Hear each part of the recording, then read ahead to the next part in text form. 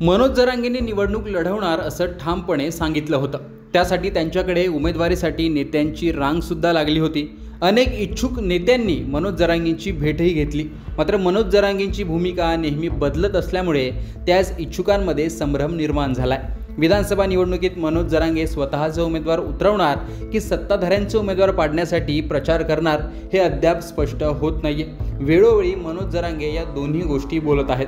त्याच पार्श्वभूमीवर मनोज जरांगे आता मोठी घोषणा करण्याच्या तयारीत असल्याचं बोललं जातंय। त्यासाठी दसरा मेळावा आयोजित केला जावा यासाठी देखील प्रयत्न सुरू झालेत।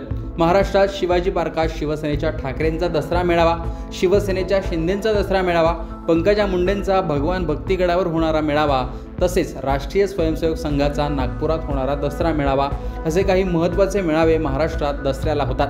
कोणाच्या मेळाव्याला किती गर्दी जमली याची देखील चर्चा माध्यमात होत असते। आता त्यात मनोज जरांगे यांच्या दसरा मेळाव्याची देखील भर पडण्याची शक्यता आहे।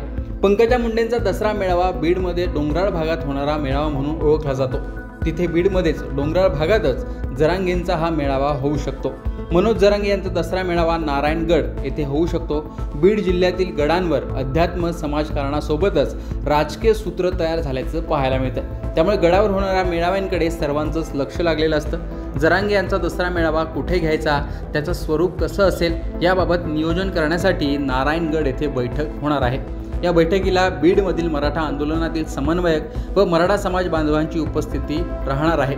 या बैठकीत मनोज जरांगे यांच्या दसरा मेळाव्याची रूपरेषा व ठिकाण ठरणार असल्याची माहिती मिळत आहे। जर हा दसरा मेळावा झाला तर यात मनोज जरांगेंकडून निवडणुकीच्या दृष्टीने मोठी घोषणा केली जाऊ शकते अशीच शक्यता आहे।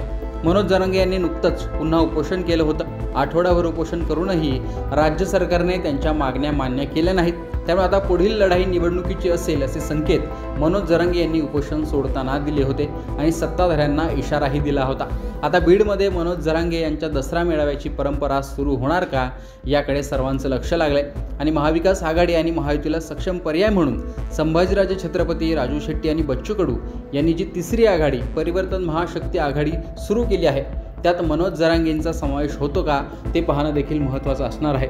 नुकताच मनोज जरांगे यांची या तीनही नेत्यांनी भेट घेतली होती आणि एक प्रकारे तिसऱ्या आघाडीत सामील होण्याचं आमंत्रण देखील त्यांनी दिलं होतं। या सर्व घडामोडीच्या पार्श्वभूमीवर आणि येत्या 1 महिन्यावर निवडणुका आल्यात त्या पार्श्वभूमीवरच मनोज जरांगे पाटील दसरा मेळावा घेणार आणि तिसऱ्या आघाडीत जाण्याचा किंवा इतर कोणता मोठा निर्णय घेणार का ते पाहणं महत्त्वाचं असणार आहे। आता ते तिसऱ्या आघाडीत सामील होतात का की नाही, वेगळा काही निर्णय घेतात आणि हा दसरा मेळावा होतो का त्यातच हा निर्णय होतो का ते पाहणं महत्त्वाचं असणार आहे। पण एकूणच यावेळी दसरा मेळाव्यात आणखीन एक स्पर्धक ॲड झाल्याने कोणाचा दसरा मेळावा मोठा होतो याची देखील चर्चा रंगणार आहे। एकूणच याविषयी तुमचं मत कमेंट बॉक्समध्ये सांगा। लोकमतचं यूट्यूब चॅनल सबस्क्राईब केलं नसेल तर आठवणीने सबस्क्राईब करा।